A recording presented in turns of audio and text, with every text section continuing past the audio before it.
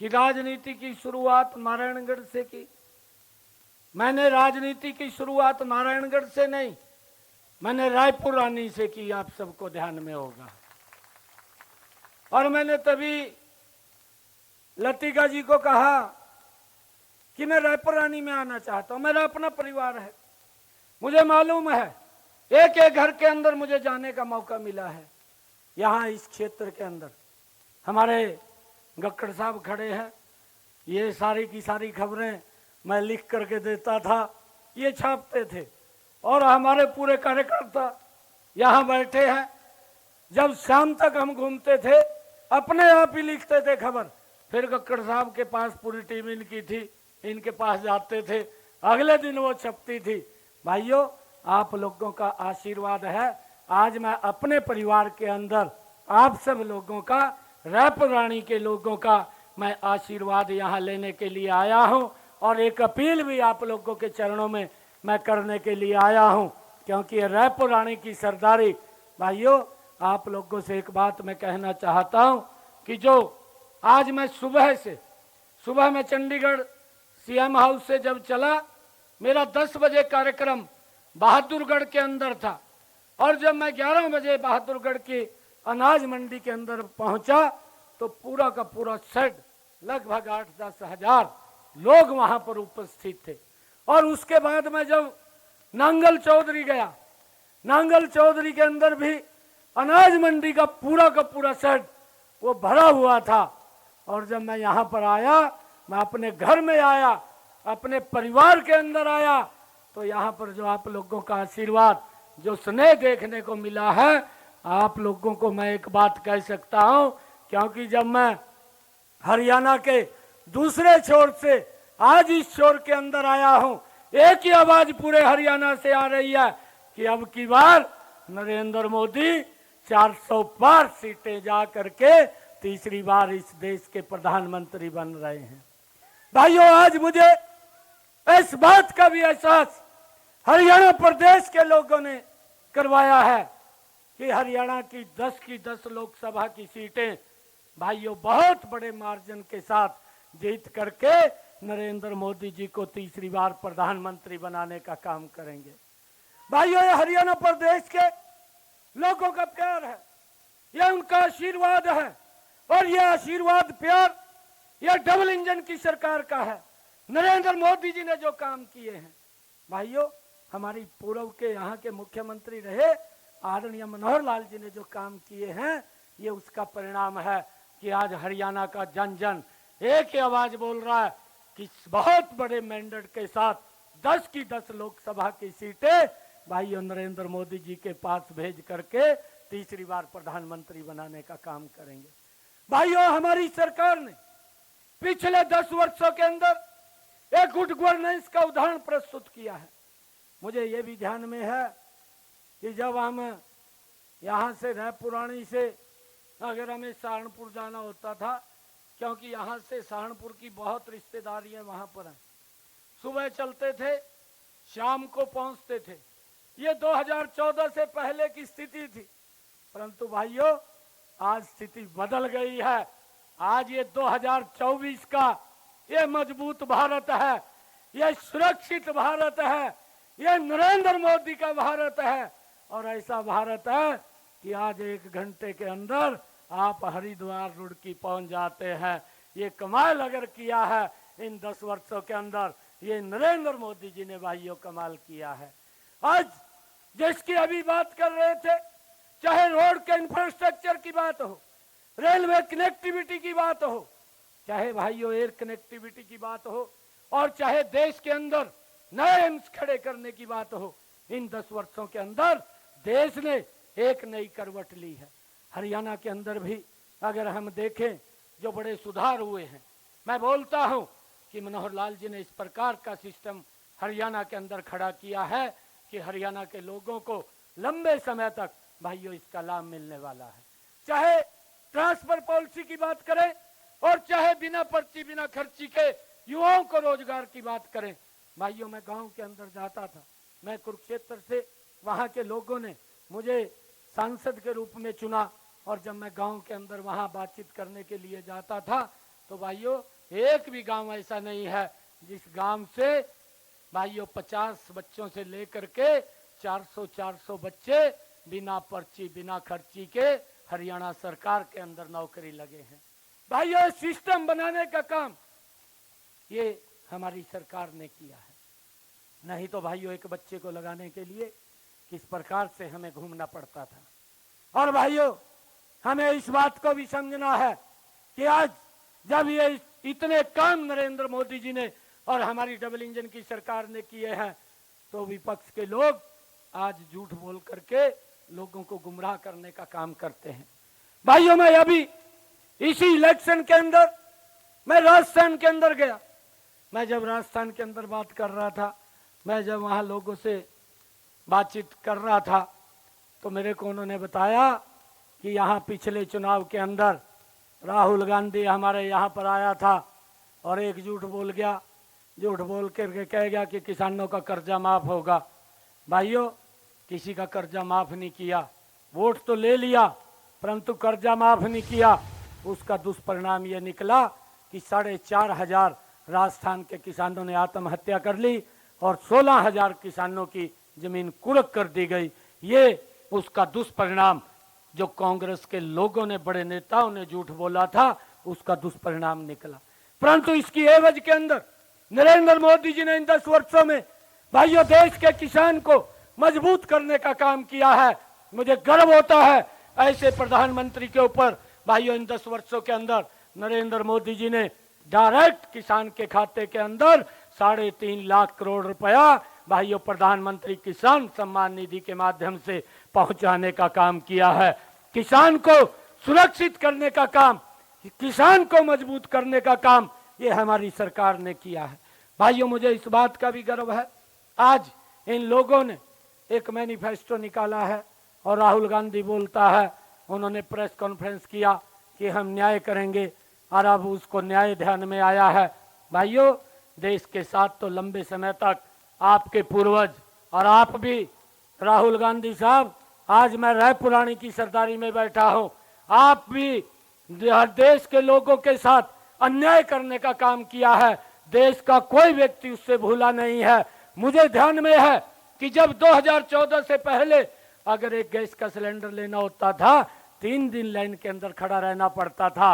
ये देश के लोगों के साथ आपने अन्याय किया है। आज आप न्याय की बात कर रहे हैं परंतु न्याय तो नरेंद्र मोदी जी ने दिया है।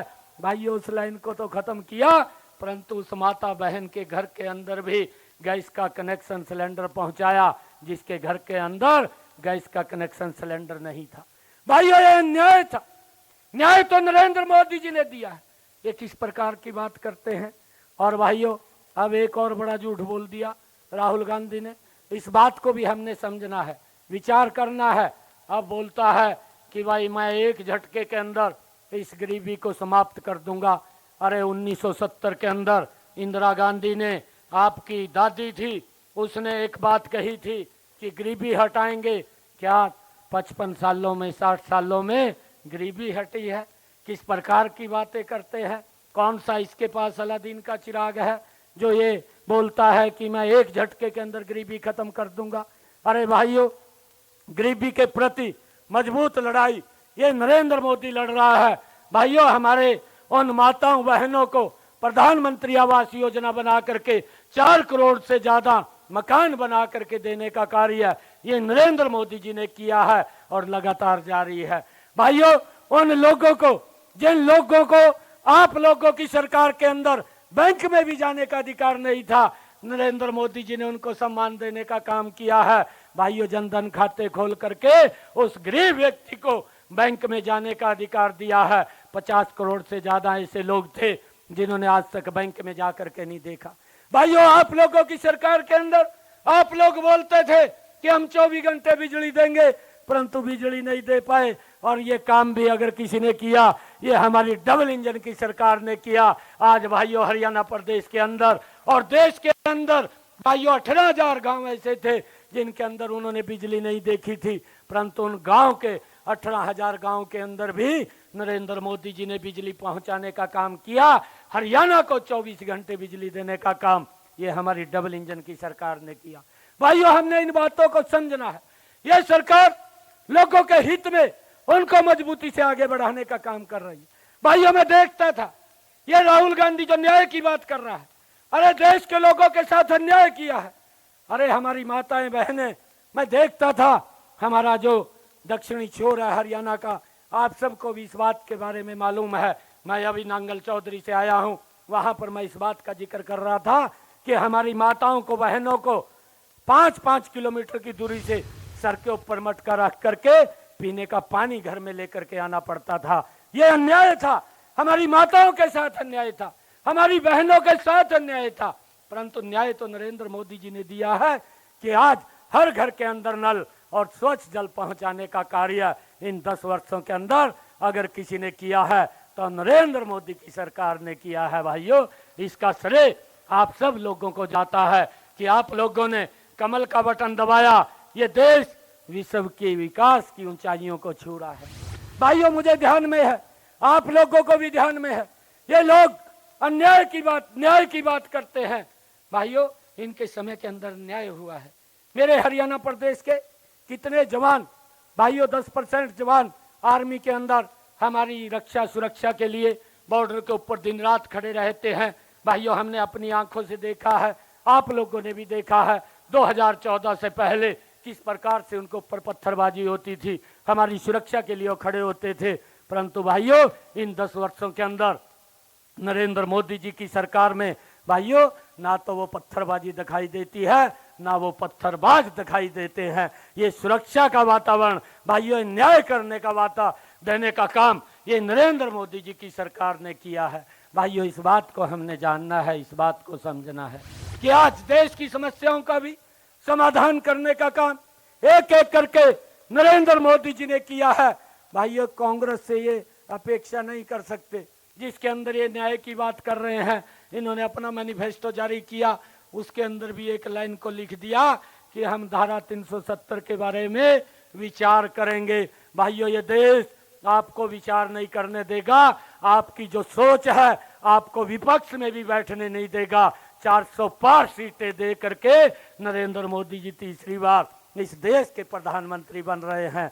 भाइयों, ये बात इस देश के लोगों ने, क्योंकि जो काम करता है उसके प्रति लोगों का श्रद्धा से उसको आगे बढ़ाने का काम देश के लोग करते हैं।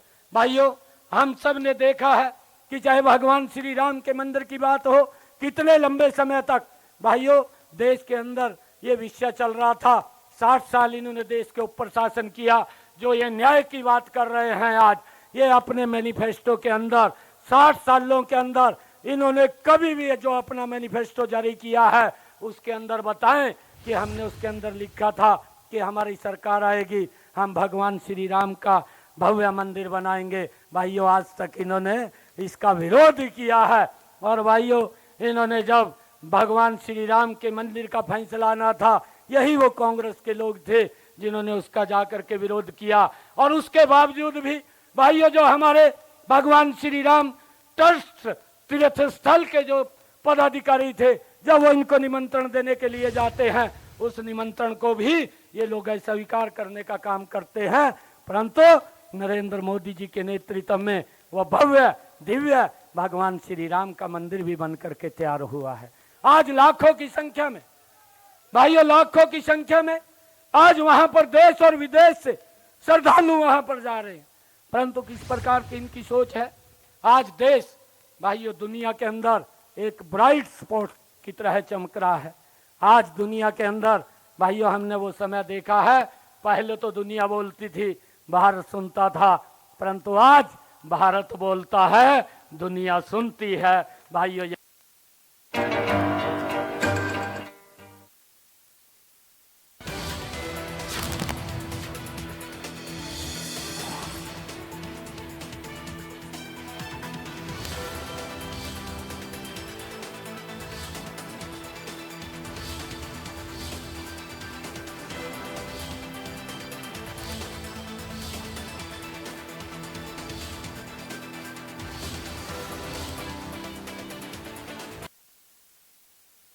तो उसके पास जाएगी और गति से यह देश विकास की ऊंचाइयों को छुएगा।